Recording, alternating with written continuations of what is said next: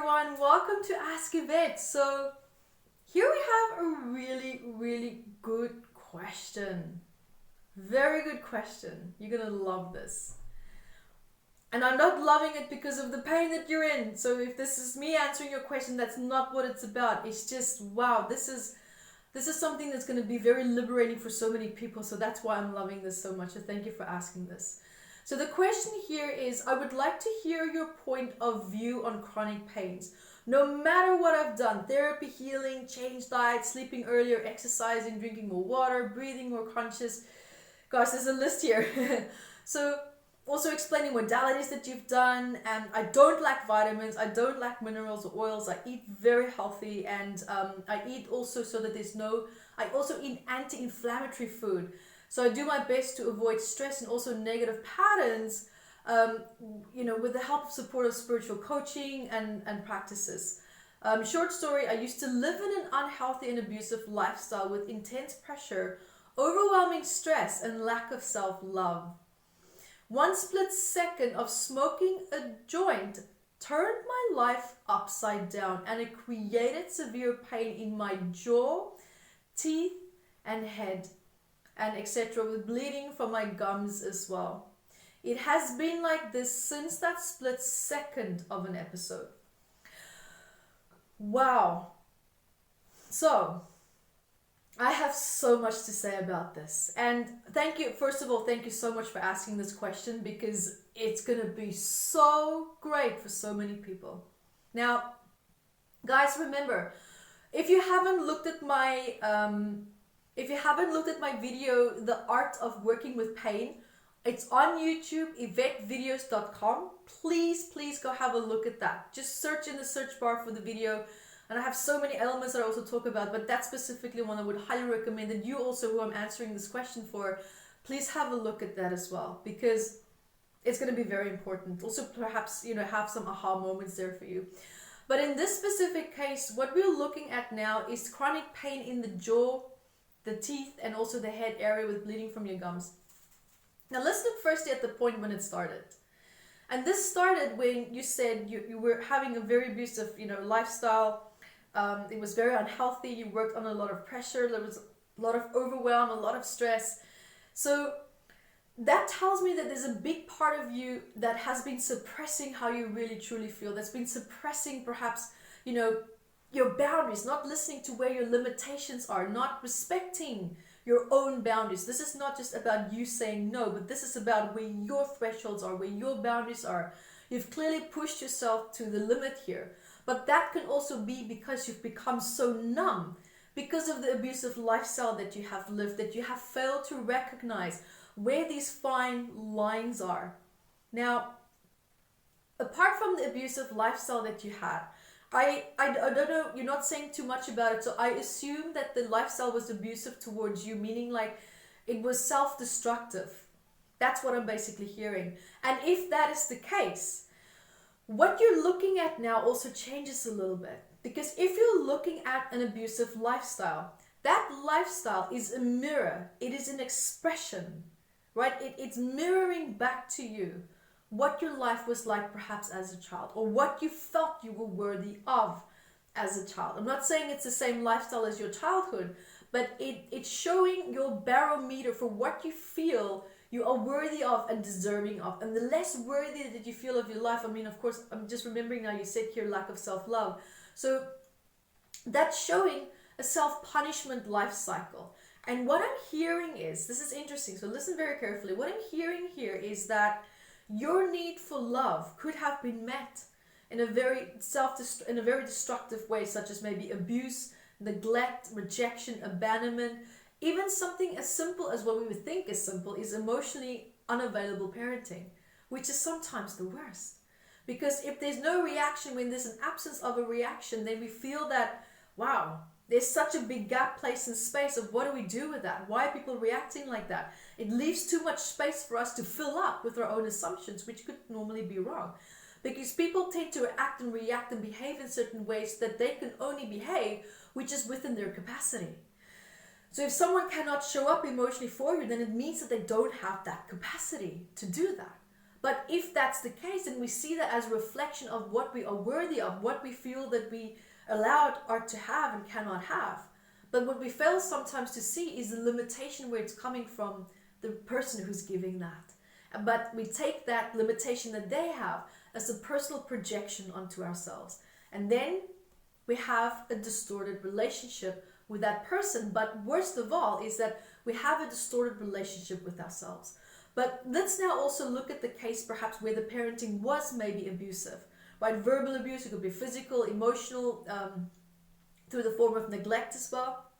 Now look here what's happening. Your relationship with yourself is a consequence and a mirror and expression of how you were treated in your childhood. Every single time.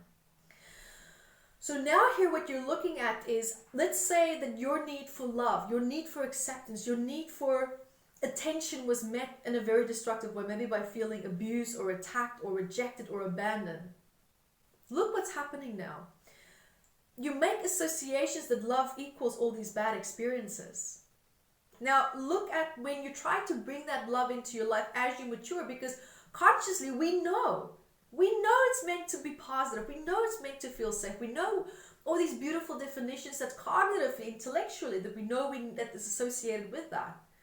But we're having such a hard time to attract that and to create that in our life. And the reason why is because when you think of this positive thoughts, such as maybe self-love or just love in itself, we trigger the prior experiences that we had with that need. Look what is now subconsciously being triggered. Neglect, abuse, rejection, emotional unavailability, being ignored, right? And that's also probably why you're ignoring your own needs, your boundaries, your limitations, right? Ignoring what your real true needs are, rather than addressing the needs, because every time when you have that need, it brings up painful memories. And then you revert to destructive lifestyle behavior to distract yourself from the pain and not wanting to feel that. And that's what's happening. And that's why an abusive lifestyle also becomes a pattern. Because in order to distract myself from how I really truly feel, from something that's meant to be positive, but something positive is causing me to feel pain.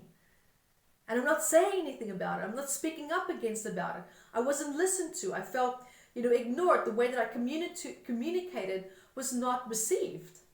Which, and the reason why I'm saying that is because of the pain that you're feeling here in the jaw, the teeth, and the headache as well, right? So the headache is also telling you that the life that you've been living is not in alignment with where you need to go, because you are going through an awakening as well. You're going through an awakening, and the pain is calling you into that action. And the pain will stay until you get through this awakening. Because the awakening is showing you now exactly, you've already figured it out. It's showing you exactly that you can be loved, that you can have self-love, and it can be beautiful and it can be graceful. But you have to heal the wounds associated with something that's meant to be positive. And that's why it happened when you took the joint. Because look what happens when you take a joint. That drug, that feeling, that sensation, the moment when you inhale that, the body's already reacting to the frequency of that. I know you're probably thinking, oh, but it hasn't had enough time to really get into the lungs or into my system.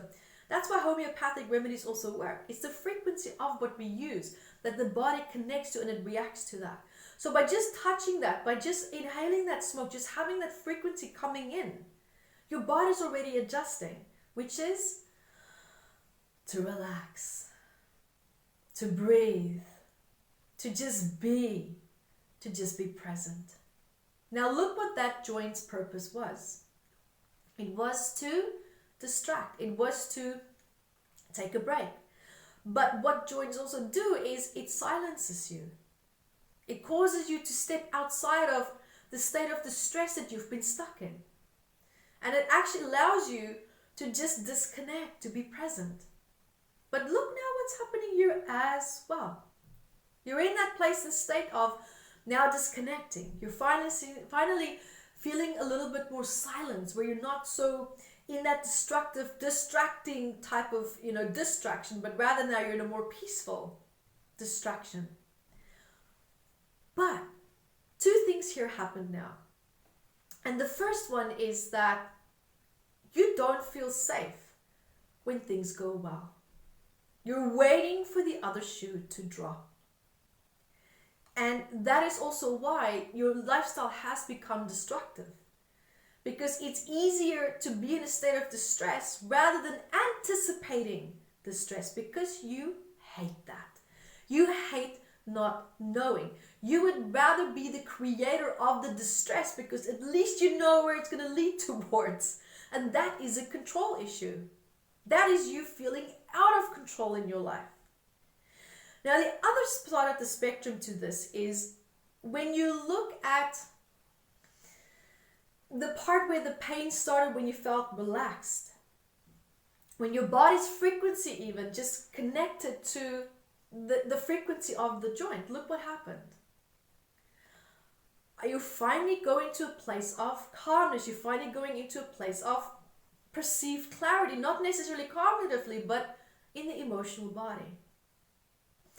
And the moment when the white noises, I would call it, meaning the distractions, the voices, the anger, the whatever it is, the moment when that calms down, the real pain that has been suppressed comes up. Now, it begs the question, is this related to the jaw, communication, stress, not saying what it is that you need to say, always having to, keep your mouth shut, always having to suppress what it is that you needed to say, or the opposite, having to fight for it, having to shout for it. Teeth is also all about joy. Who completely destroyed your concept of joy? Finding joy through a place of destructiveness is not easy. So we can start to associate joy with whatever negative circumstances that it was met by, but that becomes your definition. And that's also why a sense of joy could actually have been felt throughout your abusive lifestyle. Now, the headaches as well, not wanting to tolerate where it is that you're finding yourself in anymore. It's just not working for you. It's not in alignment with who you really truly are. This pain is literally shaking you out of a lifestyle that was destroying you and taking you away from your path, and you are now moving back onto your real true path. Now, the question also that I want to ask you here is, when you look at pain, and that's why I would love for you to look at the video, The Art of Working with Pain, because I'm seeing the jaw, the teeth, and the head area as well. Now, it begs the question, has someone ever in the past punched you in the face, right? Really hit you very hard in the head area? Because if that was the case, that moment was locked in and anchored in to the facial cellular memory. And whatever emotional distress that you felt building up in your life up until that time, and as well as how you felt in that moment and afterwards, also became recorded in this area. Now, this can also be related to prior stress from your childhood of not being able to communicate, not being able to speak. And that also being programmed there and being held there, because bleeding gums as well is about feeling so angry about a decision that you feel you're not allowed to make. So who's standing between you and a decision that you had to make, but feeling that you couldn't make it?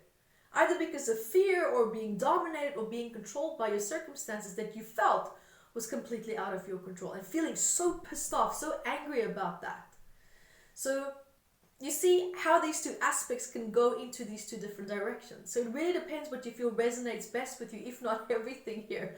But also, even if you were, say for example, punched in the face and there was a memory of that also being held and stored there, and here you felt in your life at peace, you felt, wow, this is so great, but that moment of peace has always been disrupted in the past for you. Always been disrupted by either other people, circumstances, stress, never a moment for peace. Also having a very toxic association with peace, joy, and love. 3 components, not just one. It's not just about self-love. And these suppressed emotions were triggered in that place and state of peace. We sometimes get ill after traumatic circumstances have taken place. That's called the active repair phase. And that means that the body finally has a chance to get a grip on how it's been feeling and what it's been suppressing. And sometimes the rush of everything that has been suppressed can be so great that it actually manifests and surfaces as pain because of the emotional intensity of what has been suppressed. Emotions can actually turn into actual pain. That we know. And pain, in metaphysical anatomy language, especially if you, I don't know if you have a copy of Metaphysical Anatomy, the book, but it will be out on a mobile phone app soon anyway as well. But pain is 100% of the time suppressed anger. Every single time. Feeling powerless in your life, feeling helpless, not being able to communicate. Especially when you look at the jaw, the teeth, and the head now as well, which I've explained, you know, the psychosomatics behind that. And this is what I feel that's happening for you. And that is why I feel it happened during that time. This was such a great question, Aaron. I really, I hope that I pronounced your name right. But such a great question, really. And I do hope that you find a lot of answers within that. I really hope that, you know, you find your way through this as well, because I love how open you are. I love how, you know, your willingness is there.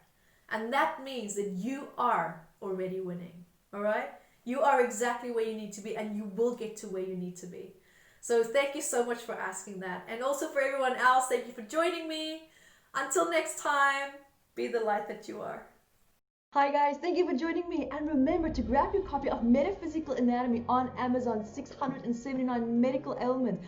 And I also wrote about the psychosomatic root causes of that, and I'm spoiling you because I even added key points for you to start looking at important questions that you can ask yourself to start improving your quality of life. And also remember to catch me on Instagram, Evette Rose, 1 with the digit 1, and Metaphysical Anatomy on our Facebook fan page. Bye guys!